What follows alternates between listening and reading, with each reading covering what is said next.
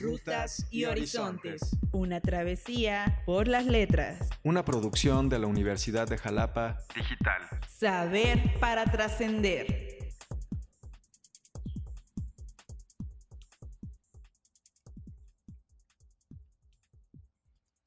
Hola, ¿qué tal? Sean todas y todos bienvenidos a este programa de la Universidad de Jalapa Digital, el podcast que se denomina Rutas y Horizontes. Un podcast para conversar sobre libros, autores y las travesías que ellos nos invitan a recorrer. Vamos nosotros precisamente a hacer un recorrido donde descubriremos 2 libros, 2 historias, sobre todo de la mano de nuestros invitados del día de hoy, cual quiero presentar. Tenemos el gusto de contar con Elizabeth Boquiño y con Marcelino Arias, quienes nos van a precisamente ayudar en este recorrido. Bueno, un poco la dinámica del día de hoy es, vamos primero a no decir quién es el autor o la autora, tampoco vamos a decir el nombre del libro, al final los vamos a descubrir. Después de esto, vamos nosotros a intentar, pues obviamente, descubrirlos, pero un primer momento vamos a hacer una descripción de los autores, del autor. En un segundo momento hablaremos ya de la travesía, de lo que contiene el libro. Un tercer momento, cuál es el horizonte que ha construido este libro, y al final, pues dar quién escribió y de qué libro estamos hablando, y sobre todo invitando pues a leer, y si ya lo han revisado, a dar una nueva lectura. Así que, pues Elizabeth, te saludo. ¿Cómo estás? Buen día. Hola, ¿qué tal? Buen día, doctor César. Muy bien, aquí. Pues muchas gracias por la invitación. Muy orgullosa de estar con el doctor Marcelino. Muchas gracias. Marcelino, ¿cómo estás? Muy buen día. Muy bien, muy buenos días. Pues aquí, justo gozando de el honor de esta invitación a compartir sobre las letras con ustedes. Excelente. Pues nuevamente sean bienvenidos a este podcast de Rutas y Horizontes. Bueno, pues vamos a empezar con nuestra dinámica y tendríamos pues la primera cita. Tenemos unas citas que vamos a escuchar, y en estas citas nos van a dar pie sobre todo a nuestro primer cuestionamiento, que se refiere a quién es nuestro compañero o compañera de travesía en esta ocasión. Entonces escuchamos la primera cita. ¿Quién es nuestro acompañante en esta ruta? En el pabellón del Sagrado Corazón, donde se alojaban las señoras pensionistas de primera clase, los pasillos eran de tarima, madera de roble barnizada que brillaba bajo la luz del sol como un estanque de caramelo. Cuando la pisé por primera vez, apreciando la flotante naturaleza de las tablas que cedían bajo mi peso para crujir antes de recuperar la firmeza, no me di cuenta de que acababa de recuperar una sensación infantil.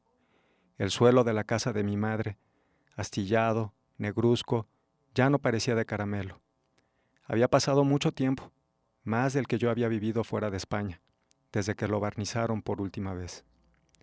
Durante 15 años me había esforzado por recordar los colores, las texturas, las sensaciones que había perdido, pero cuando regresé, todo me sorprendía.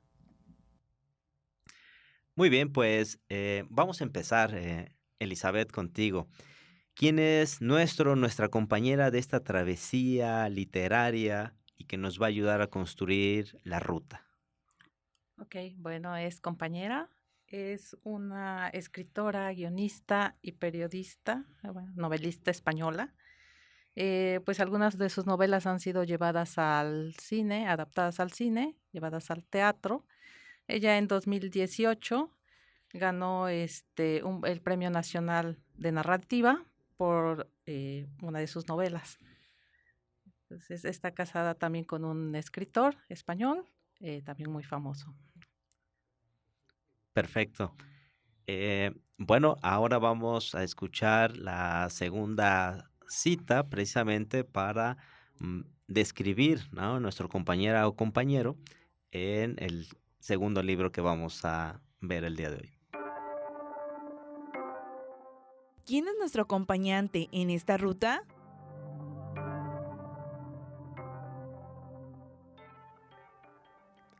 Lo recuerdo. Yo no tengo derecho a pronunciar ese verbo sagrado. Solo un hombre en la tierra tuvo derecho y ese hombre ha muerto. Muy bien, Marcelino, pues, ¿quién es nuestro compañera o compañera de travesía? ¿Qué es lo que la o lo caracteriza? Bueno, ¿qué caracteriza a este autor? Ah, Ser extraordinario en el manejo del lenguaje, de abrirnos siempre a partir de sus textos un goce literario, pero al mismo tiempo una reflexión hasta filosófica, podríamos decir. Este, es argentino, ya, ya falleció. eh, digamos, para los que conocen las claves, es el que debió haber ganado el premio Nobel varias veces y nunca lo tuvo, y que tuvo una producción literaria enorme, tanto en literatura. No escribía novelas, escribía cuentos y escribía poesía. Y siempre hay ahí las batallas entre qué se prefiere, sus cuentos o su poesía. Y yo eso lo tengo muy resuelto, me gusta todo. Bueno, hay pistas ya muy claras en este momento, pero vamos a pasar a la parte, digamos, medular y sustantiva, en la cual vamos a escuchar la segunda cita para entrar precisamente a la ruta. Así que adelante con esta cita. Acompáñanos a descubrir esta ruta. Su serenidad contrastaba con el nerviosismo de su acompañante, pero su voz, niño, ¿qué haces ahí parado? Vete a avisar al doctor. Anda, era dura, tan áspera, que hizo reaccionar al hombre que me pidió, con mucha más educación, que les hiciera el favor de ir a avisar a mi padre. Papá, papá. Fui corriendo hasta el despacho y abrí la puerta sin llamar. No es Eloy, papá. Tienes visita. Son un señor normal y una señora muy rara. Unas horas después, cuando ya habíamos recobrado la serenidad, él me felicitó por esa definición. Tienes ojo clínico, Germán, me dijo. La verdad es que nadie habría podido describirlos mejor. Después de lo que había visto y escuchado aquella mañana, recibí aquel elogio con orgullo. Siempre había querido ser aviador, pero acababa de decidir que estudiaría lo mismo que mi padre, aunque él no se hubiera asustado menos que yo al recibir a su visitante. Muy bien, Elizabeth, ¿cómo es la ruta que vamos a recorrer? Invítanos a esta ruta, descríbenosla, danos el detalle, por favor. Ok, la ruta que vamos a recorrer está en mediados del siglo XX, 1950, en la ciudad de España. Para todos los que saben, pues bueno, aquí es una época gris ahí en España y nos van a acompañar tres, es una novela triangular, son tres los personajes que vamos a tener aquí.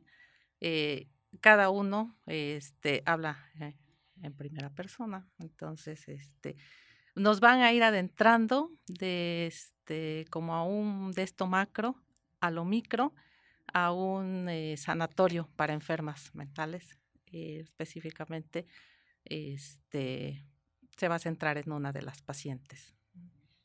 ¿Y qué sucede en esta, digamos, en esta trama, ¿no? Que están ahí pues, en este hospital, ¿no?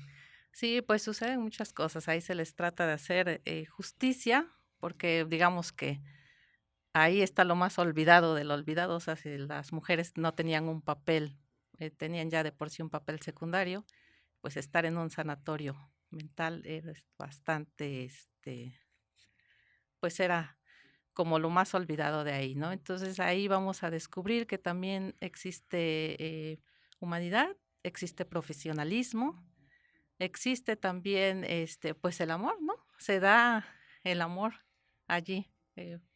Esto digo, no hay algún lugar para que se genere, no hay así el aspecto propicio, pero ahí también hay una historia de amor. Muy bien, excelente.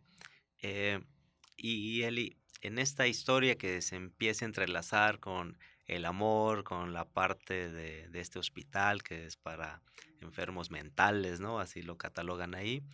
¿Cuál sería el clímax? Digamos, el clímax es desafiar todo esto, a todo el sistema, a todo lo que te imponen,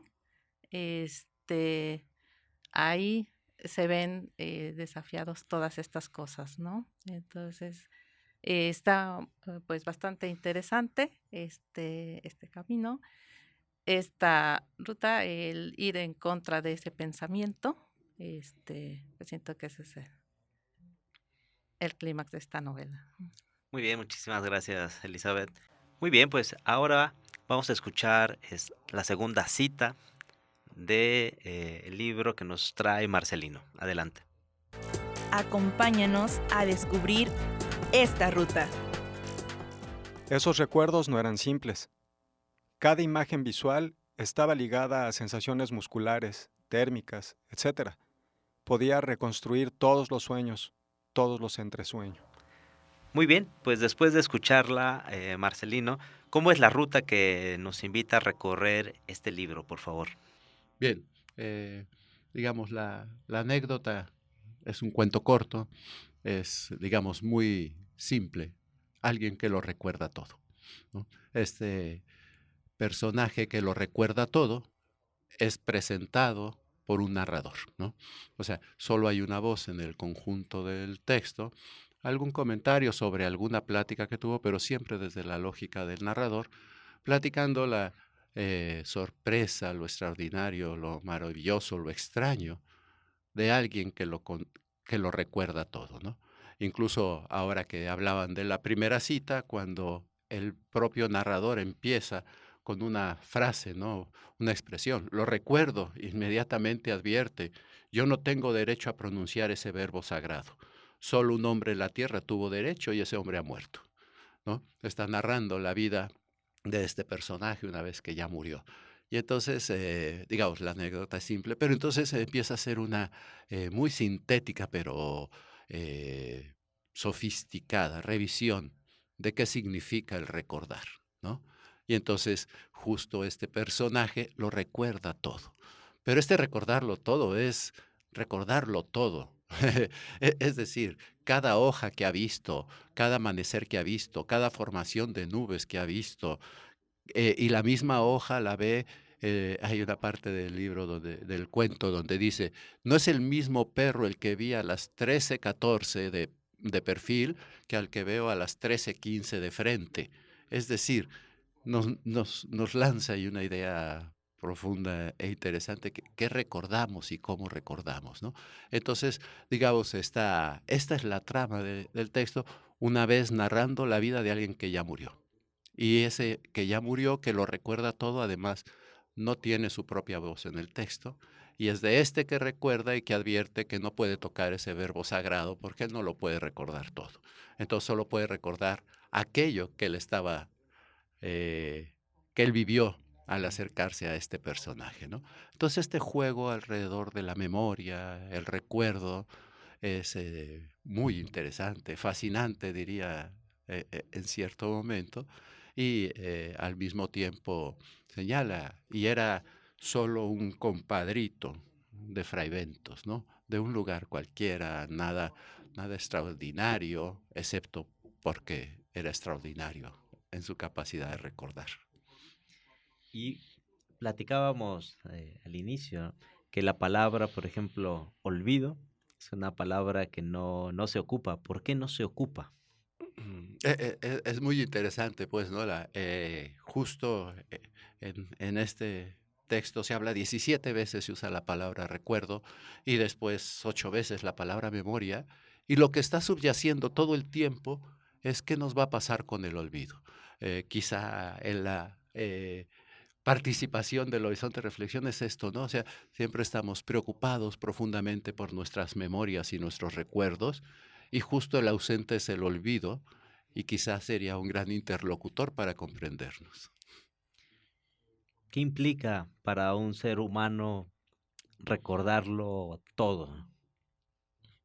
Bueno, esto es un poco, bueno, para empezar es imposible, ¿no?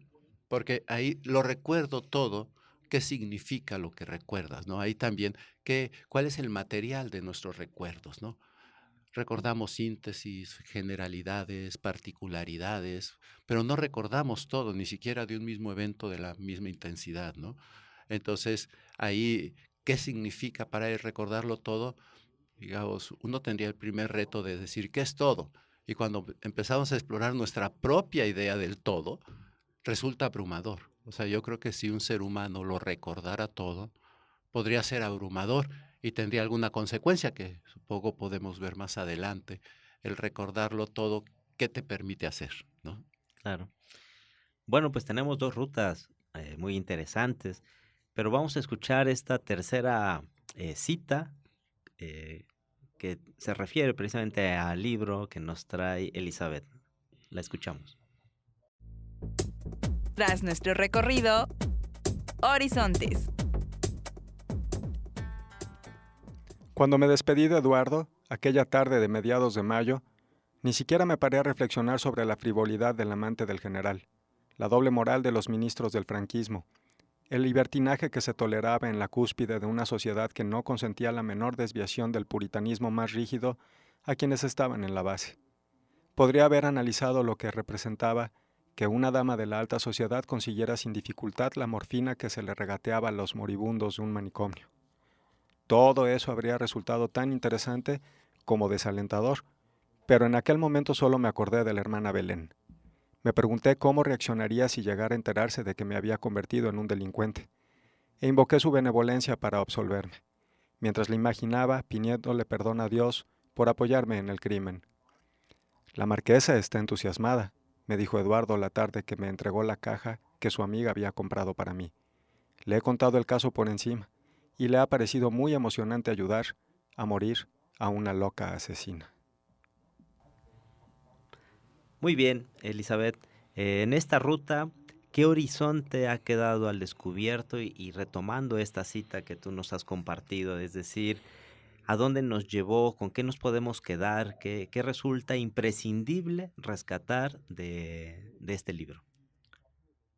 Pues yo me quedaría con que de este libro rescato toda esa bondad, toda esa humanidad, que aún estando en lo más, en el fangoso, en lo más prohibido y todo, tratando con personas con enfermas mentales que están totalmente olvidadas, tú puedes encontrar el amor ahí, humanizarte por ellas, romper todos estos estereotipos, ¿no? Nos lleva también a ver cómo, bueno, aún estando todos estos, contra todo descubrimiento científico, hay de manera clandestina, porque pues todo era clandestino, ¿no? En esa época, ¿no? Este, eh, Me llama la atención que dice el autor, en una de estas, si no tienes nada de qué hablar, habla del tiempo, ¿no? Porque del tiempo refiriéndose al clima, porque aquí cualquier cosa que hables está mal, ¿no? Está muy mal visto, ¿no? Su amigo le dice, pues es que no lo sé, yo no sé si tenemos una ventaja nosotros, porque nosotros, estando adentro, estando afuera, nuestro papel, refiriéndose a que son psiquiatras, no cambia, porque nosotros tratamos enfermos mentales allá adentro y aquí afuera hay otro tipo de enfermos mentales, ¿no? Entonces nosotros no tenemos que cambiar de papel, nosotros tenemos que seguir aquí, porque si España fuera una paciente, la estaríamos matando a electroshocks. Entonces, me llama mucho la atención eso. Y creo que queda descubierto todo esto, ¿no? Cómo a pacientes que ni siquiera estaban enfermas las hacen pasar porque era incómodo, ¿no? O sea, porque a ti, hablamos de una clase social alta, me incomoda porque soy un político y me incomoda que mi esposa piense, lea o esto, la meto a un psiquiátrico, ¿no? Entonces creo que esa es la ruta que dejamos al descubierto aquí. Bueno, y más, has comentado, ¿no? Que estaban en el franquismo eh, y a través, ¿no? Tener una clínica psiquiátrica, ¿no? es decir, en esta parte de la locura, ¿no? Que siempre tiene los matices, ¿no? Eh, sociales. Y quisiera terminar esta parte, Elizabeth, contigo, preguntándote qué te llevó a seleccionar este libro. Pues mira, más bien llegó como que a mis manos por una amiga, que yo estaba así como que me gusta mucho leer este tipo de novela, esta narrativa, y me dijo, esta está muy buena. Me enganché, ya llevo otra de esta autora, entonces empecé a investigar. Esta autora ya es fallecida y falleció recientemente, en noviembre del año pasado. Entonces, otra pista. Ujú. Y ver cómo no es una historia, como que el hilo conductor es esta enferma mental, pero nos lleva a muchas historias. O sea, a historias de gente que sí está cuerda, a gente de que ese es como su microcosmo, estar ahí, y pues están como más seguros, digámoslo, allí, en ese lugar, a pesar de ser, bueno, si te sitúas, es un lugar, Ciempozuelos. Ahorita, bueno, si lo buscan, Ciempozuelos, solo aparece manicomio de hombres, pero es al sur de España y ahí lo comentan, por lo que narran, es un lugar árido, una provincia, pues bastante alejada, ¿no? Claro, pues excelente. Vamos a escuchar esta tercera cita que es del libro que nos está presentando, que es un cuento. Marcelino, adelante. Tras nuestro recorrido, Horizontes. Sospecho, sin embargo, que no era muy capaz de pensar. Pensar es olvidar diferencias, es generalizar, abstraer. Pues muy bien, Marcelino, ¿qué horizonte ha quedado al descubierto en este cuento, en esta ruta que nos has descrito? Bueno, aprovechando la tercera cita, es muy interesante esto que dice casi al final del cuento el narrador, ¿no? Sospecho, sin embargo, que no era muy capaz de pensar. Pensar es olvidar diferencias, es generalizar, es abstraer, ¿no? Entonces, digamos, esta idea entre el recordar todo, que no es pensar, en el sentido de establecer relaciones, comprensión del mundo, moverse ahí, dices, la más privilegiada memoria que haya existido sobre la faz del universo, yo creo, no solo de la Tierra, como la desde el personaje, sospecho que no puede pensar, ¿no? Entonces yo creo que ese horizonte de pensar cuál es la relación entre pensar, la memoria, recordar y olvidar, ¿no? Yo creo que a veces en nuestro sentido común lo podemos llevar de manera muy ligera y pensamos que es muy importante recordarlo todo y no le hacemos mucho caso al olvido, excepto cuando quisiéramos recordar algo y no podemos. O la otra parte que es todavía más difícil, ¿no? Y esto aquí voy a decir una barbaridad, pero me cae bien, como aquella canción que decía, se me olvidó que te olvidé, ¿no? Es interesante, parece que el olvido no tiene posibilidad de ser voluntario. Lo más que podemos hacer al olvidar voluntariamente a veces es arrinconar y arrumbar en el peor desván eso que no queremos recordar, pero como otra canción, ¿no? Son aquellas pequeñas cosas que salen de cerrar y que uno no espera que te sale la activación del recuerdo, ¿no? Entonces, ver este recuerdo, que es acordarse de algo, me gusta mucho la idea de acordar, ¿no? Es como echar una cuerda con algo que ahí estaba, ¿no? Entonces, el recuerdo es este momento en que nos unimos con algo que está quizá guardado en la memoria, ¿no? La memoria no es lo mismo que el recuerdo, digamos. La memoria ahí está toda, pero el recuerdo es cuando nos acordamos, es decir, echamos una cuerda sobre algo de nuestra memoria y que en ese sentido, pues nos gusta no acordarnos de todo, no tener la totalidad de todo lo que hemos hecho para poder pensar y relacionar esto que hacemos, ¿no? Entonces, qué valioso es el olvido y y qué valioso es el recuerdo y qué valioso, pero que lo más importante es el pensar. Y entonces que uno puede sacrificar muchos recuerdos a favor de un buen pensar. ¿Por qué consideras que no menciona, ya habías dicho sobre la parte del olvido, ¿no? Obviamente por una disciplina, ¿no? Obviamente de redacción, pero ¿por qué considerarías que el olvido no se menciona, pero sí al final destaca, seguro no pensaba, ¿no? Seguro no pensaba, porque pensar es olvidar. No, habla de olvido y en ese momento último dice pensar es olvidar. Es una provocadora definición del pensar, ¿no? Yo creo que ese cierre es intenso, ¿no? Digamos, todo nuestro mundo parece que pensar es pensar lo que se recuerda, lo que se tiene en la memoria. No, pensar es olvidar todo eso para poder combinar lo que queremos pensar, ¿no? Y entonces, pues obvio, ¿no? Un narrador que por un lado respeta el verbo sagrado del recordar, yo creo que al final es un suspiro de alivio. Qué bueno que yo no lo recuerdo todo porque ya había alguien que lo recuerda todo. Y la tragedia es que no puede pensar, ¿no? Y mira que es una tragedia. Oye, Marcelino, ¿por qué la selección de este cuento? ¿Qué te llevó a traérnoslo hoy? Bueno, no es un recuerdo, pero quizás sea una asociación que es una manera en que el recuerdo nos hace trampas. Pues tengo ciertos autores que me gusta mucho leer y releer y volver a buscar. No soy un erudito en este autor ni en ningún otro, ¿no? Pero me gusta así muy lúdicamente llegar a él.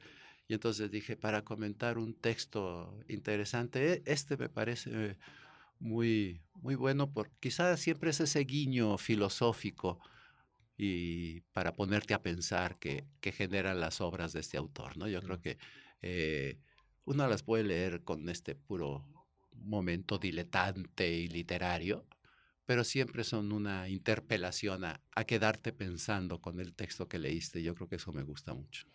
Claro, y que por lo que nos cuentas, en las relecturas sigue teniendo elementos que salen y que nos siguen llamando la atención.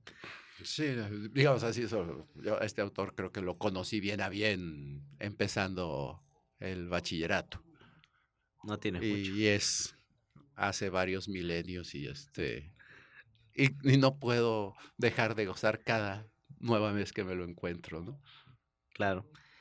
Pues muy bien, hemos llegado a un momento donde tendremos que develar, ¿no? Tanto la autora, el autor, como el título del libro.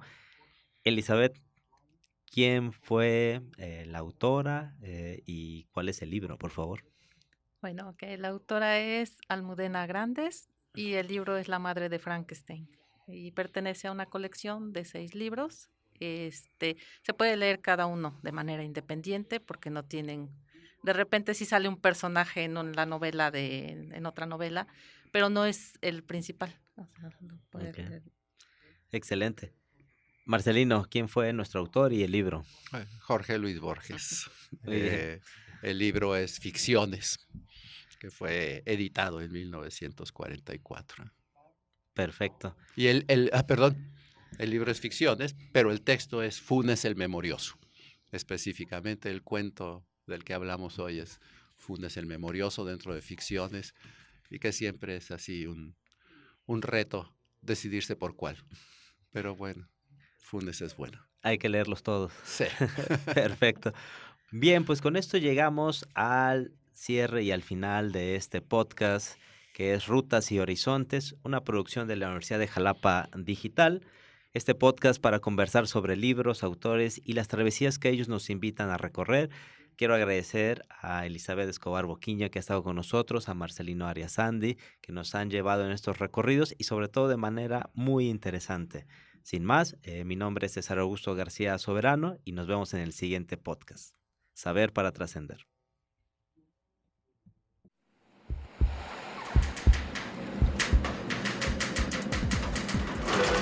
Rutas y Horizontes. Es una producción de la Universidad de Jalapa Digital. Para Radio Universidad de Jalapa.